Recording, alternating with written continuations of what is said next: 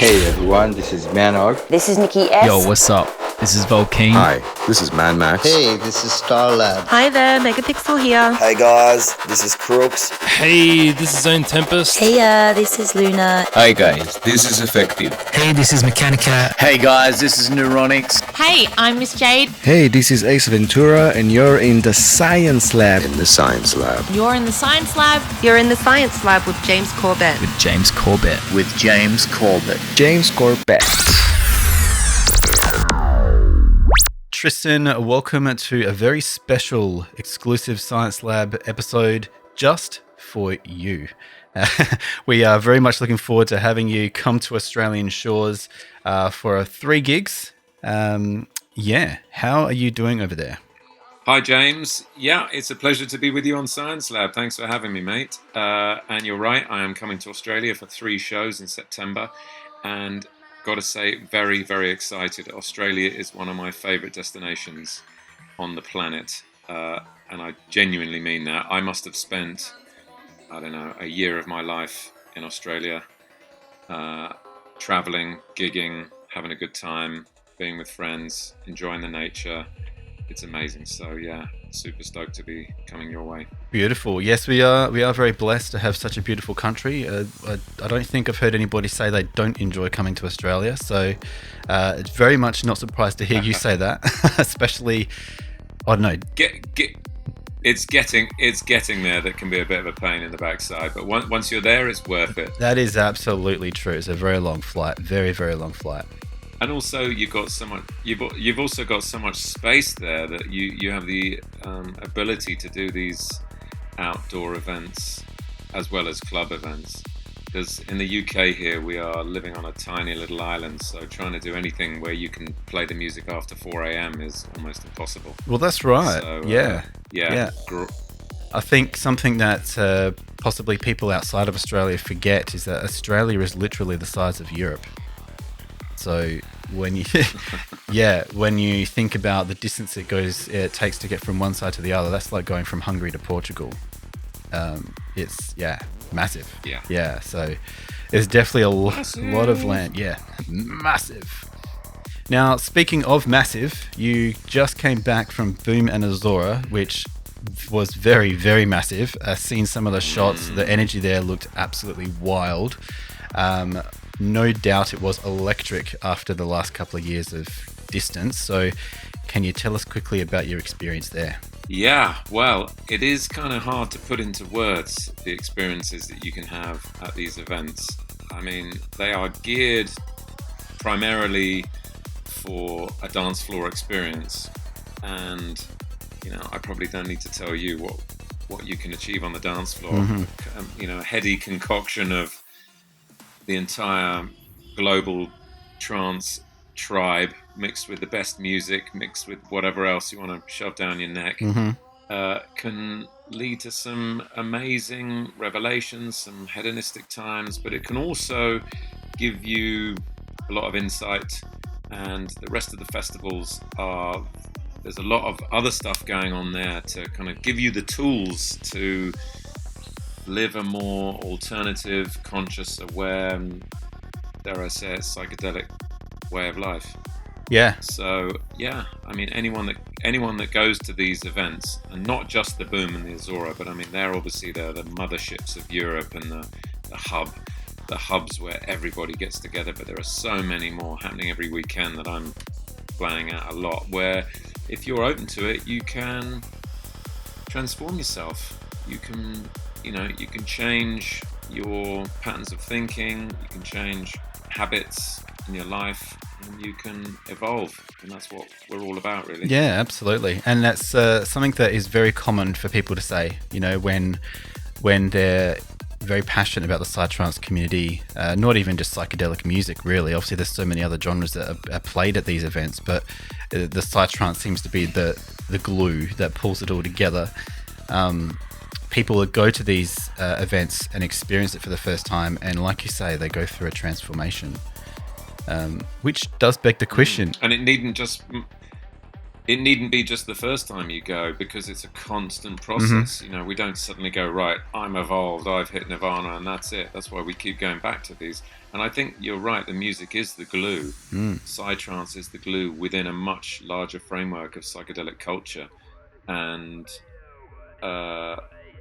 it's a culture. That's what separates it from lots of other different musical genres, is that we go to the Boom and you'll see a load of the kind of the crowd and the Psytrance family there, and then you go to the Azora or the Booth or the Antares or countless and other ones, and you'll see the same people over and over who are following the caravan, who live this lifestyle, this kind of way of life, whether they're punters on the dance floor, or they're selling clothes, or they're musicians, or in production, or even, you know, the litter pickers and the guys who help keep the whole show running, you know, from the very top to the bottom. These people believe in this, and it's more than just going out the weekend and getting off your face. Yeah, absolutely. Yes, no, 100%.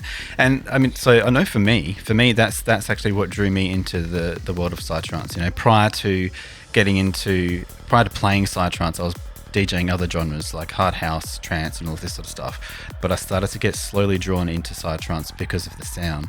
And then it clicked when I actually went to a festival and saw the community. And I guess for me at the time, I was going through that growth of the spiritual aspect of the subculture, for exceptionally simplifying the terms. But I wonder, so for you, what was is that how you were sort of drawn into Psytrance? Which came first? Was it the community aspect of these events, or was it the music? Well, I was 18 in 1988, and that is when rave music exploded in the UK and around the world, and I got swept up in that whole electronic dance music revolution. And that was it for me. From that moment, I was like, right, this is just too amazing. I'm in. Where do I sign up? So I started from that, and then but I also then combined that with traveling. I love to go to other parts of the world, see different cultures, hang out on beaches, climb up mountains, you know, experience other peoples, and, you know, just all that global awareness stuff that kind of happened around that same time. Everybody, I suppose I was the first generation of what you call backpackers. Yeah. Around that time, you could buy a round-the-world ticket for a few £100. You know, before that, to get to India, you'd have to get on the bus and drive overland, and it would take months, and it would be a real pilgrimage. And then suddenly, with the birth of these, you know, airline routes, we could get there within a matter of days. So I suddenly found myself on the beaches of Goa, listening to, you know, early Psytrance music, and thought, right, well, this is the ultimate combination. Yeah, right. Partying, getting cosmic, but in the most beautiful and amazing places on the planet. You know, Copenhagen, Australia, Mexico, South Africa, you know, that kind of thing. So that's where I had mine. It was definitely a culture of traveling, going to places to see total eclipses, for example, you know, and that drew you to places that you would never ordinarily go. Yeah. Like the Azora. You know, the Azora started in 1999 because there was a total eclipse of the sun there. If you go to the Azora festival, you drive through endless sunflower and watermelon fields of Hungary. There's no way you would go there unless there was some resonance in the landscape drawing you there. And 3 years after that event, one guy said, well, maybe we should put on a festival here to celebrate that. And it's been going 20 odd years since then. So yeah, it was definitely a mixture of the music and the culture. The culture was very young at that time, and it was still establishing itself. I mean, now it's the biggest scene that no one in the mainstream's ever heard of. Yeah, it truly is a connected global network. How do you feel the scene has changed over the years from your observations? Well, I think it's got better. Okay. Actually, yeah. I think it's funny with any scene, creative scene, you start with people that are very incredibly passionate, incredibly hardcore about their views and opinions of what they want from it and what it should be.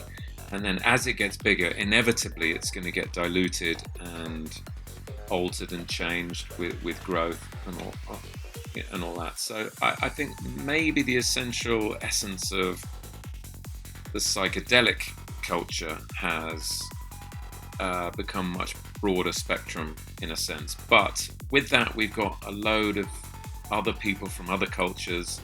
You know, I was at the Azora and there were so many people from Mexico and Japan, really strong attendance from those guys. And I absolutely love partying with them and just being with them. And they're so wild and crazy and different to us that, you know, now we have the capacity to all connect in one place from all over the planet. And I think that's just, you know, incredible. Yeah, fully agree. And look, that was definitely my experience from going to Azora and Boom as well. I think Azora is by far my favorite festival. There's something very unique and special about that place. But I think I've spoken about it in pretty much every interview I've done. We just always seem to gravitate towards Azora. So I probably won't share all of my thoughts on it. Everyone can have a listen to the previous interviews for that. Well, James, let me just tell you this. I played in 1999 and I haven't missed a single edition since it was conceived. So that is dedication. I agree with you. Yeah. There you have it. Yeah. There you have it. Now, we're obviously not here to talk about Azora as such, but what we would like to I guess, hear is what the last few years have been like for you. Obviously, with everything that's been going on in the world in the last few years, people have been withdrawn from being able to play at events, either sort of pushed into the studio, driven to, you know, make some more tunes, or they've maybe lost motivation because they don't have that inspiration from dance floors. What's it been like for you? Well, just before lockdown, I've got to say I was pretty burned out from 20 years of touring. But it's things, like I said, the scene has got bigger and stronger, and I found myself working 2 or 3 times a week. I was really burning it at both ends, loving it, but I reached a point where I was actually burned out. I got to a point where I needed to pull back. So for COVID to happen and the whole world to be put on kind of cryogenic pause while I could relax, catch my breath, was a godsend. Because if I'd had to take time off and the whole scene had carried on without me, and, you know, I would have felt like I'd been left behind. So in some ways, that global chillage was absolutely perfect for me. Not only that, I moved out of London about 7 years ago with my family. We live in a farm in the countryside now. Okay. I built my studio in the studio in the stables. We're surrounded by fields. So to be here with that, and suddenly there's no airplanes, no cars, we could just be here and cook, drink far too much red wine. 6 months I didn't do anything, just be with the family and relax. And then after that, I suddenly got the urge, well, I think I need to get back in the studio. And basically I spent the next 18 months, 2 years finishing, because I'd already started it, but finishing and completing my new album, which was amazing because it was uninterrupted creativity. Ordinarily, I'd be working the week, I'd have to dive off at the weekend, do a gig, maybe play the new tune, which would also be good, but you come back knackered. Wednesday, you've got to pick up from where you left off, right? Where was I? And it becomes slightly interrupted. This was just uninterrupted 18 months of pure creative flow. Beautiful. And I'm really, really happy with the results. The new album, if you don't mind me giving a little plug, please do. It's called Crazy Wisdom. Crazy Wisdom, look that up. It's got a great definition of what that means. I think it applies to a lot of people in our scene. And it's coming out on Nano Records on the 8th of October. Beautiful. Well, absolutely looking forward to that. I'm sure it can we. I'll be playing. Sorry to interrupt. And I'm on a roll now. You're on a roll. Kick on. I was going to say that. Yeah, I was going to say that I will be playing and performing that on my tour in Australia. I'm just getting the Finnish masters back now, so in some ways I'll be debuting these killer tracks on my tour in Australia. Fantastic. So you'll be able to hear the whole album and more, and a few classics at the gigs I'm playing out there. That literally was my next question, so thank you for that. It was beautiful. Perfection. So I guess, look, probably one last question about you as Tristan. So your productions, they're, at least in my opinion, and I'm sure thousands and thousands of others, they're very consistent. You have got a very particular sound. Each track, I feel like, is an absolute banger. So what is it? What do you have a particular formula that you sort of conjure up in your mind to work, so that they are, because they're all consistent, right? There's never any fillers. All thrillers, no fillers. What's the magic? Thanks, James. I do appreciate that. I really do. Because there's no guarantee when you're doing anything creative that the net result is going to end up how you want it. I mean, I think the ultimate goal for any artist is to have a vision in your mind and the outcome to be as close as your vision as possible, with some lovely random chaos thrown in there just for good measure. But that's the kind of honing your craft, isn't it? Where you have something in your mind. If you're let's say you do landscapes or figures, and you can draw something exactly as it is in your mind, what comes out, then you've kind of hit the grail. So, without being too down on it, persistence and hard work and 30 years in the studio of really grafting is helped me get where I am. But I think so much of it, that would be nothing if I didn't have the inspiration to drive me to do it, because I absolutely love it. I do. I'm still in love with it, enamored by the process, by the outcome, by the effect of it, and by playing it. Every part of it I absolutely love. Beautiful. Still, and I still find it a challenge. I still find it an elusive process where I can't, I've got something in mind, it's never quite the production or the sound design or the mix. There's always something that can be improved. You never hit perfection, even if they're bangers, as you kindly said. In my mind, there's always room for improvement. And also what I'm trying to do, I've said this many times before, but what I'm trying to do with my music is recreate an experience, or the ability for someone to have an experience whilst listening to my music that I've had, where you kind of have that cosmic revelation of everything's connected, we are all one, those kind of huge moments on the dance floor, or even in your car.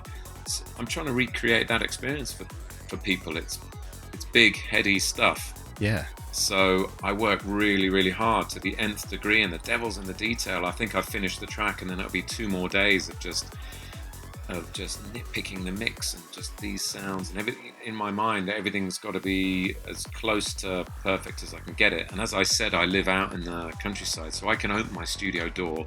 I've got a 3K sound system in there, so when I really want to pump it, I can just hit them on a switch monitor. Nice. And I've got a club, and I go out into the courtyard outside my studio, and I jump around like no one's watching. Okay. And go mental. Yeah. And then I can really get a feel for whether it makes me lose my shit or not. And yeah, so that's it. It's just a persistence, passion, and practice. Well, that's perfect. I mean, I think I visualized that with, you're giving it a dance floor test, and you're someone who gets on the dance floor as well. Like, you're not afraid to just get amongst the crowd and enjoy yourself just as much as everyone else there. So if you can dance to it on your own, most definitely. Yeah, you know exactly what makes you vibe. So that makes complete sense. Now, I understand good. You are... Happy to hear that. Yes. Now, I understand you are obviously in a hurry to get another flight to head off to another gig. So we look forward to seeing you in Australia. For those listening, I'm just going to recap on where you will be. So on the 23rd of September, you're going to be in Melbourne for Contact High and Paradigm presents you. So the 24th, Zenith. That's right. That's right. So the 24th, Zenith Gathering launch party presented by Fly High Events and Transmitter Trance. So I'm looking forward to seeing you there and obviously sharing the stage with you. It's going to be absolutely sensational day. And you've got a very busy schedule here because the same day you're back up to Queensland for the Elements Warm-Up Festival. So, so nice little visit there. If you haven't got a ticket yet and you're listening, definitely head and look up the relevant events and grab yours now. I'm sure they will be selling out fast. So, yeah, I am really excited. I'm really excited to come out for those. It is going to be a whirlwind tour, but I feel like I've really got to make the most of it. Don't get the chance to come out to see you guys that often. So 3 gigs, 1 weekend. I am absolutely amped. Cannot wait to get out there and see lots of familiar faces that I've seen before, lots of new ones. I'll be on the dance floor. Come and say hi. Give me a hug. Let's blast, mate. Absolutely. Full blast off. All right. Thank you so much for your time, Tristan. It's an absolute pleasure to chat with you. Likewise, James. Thanks so much. No worries. All right. We'll see you soon. Cheers, mate. Bye-bye.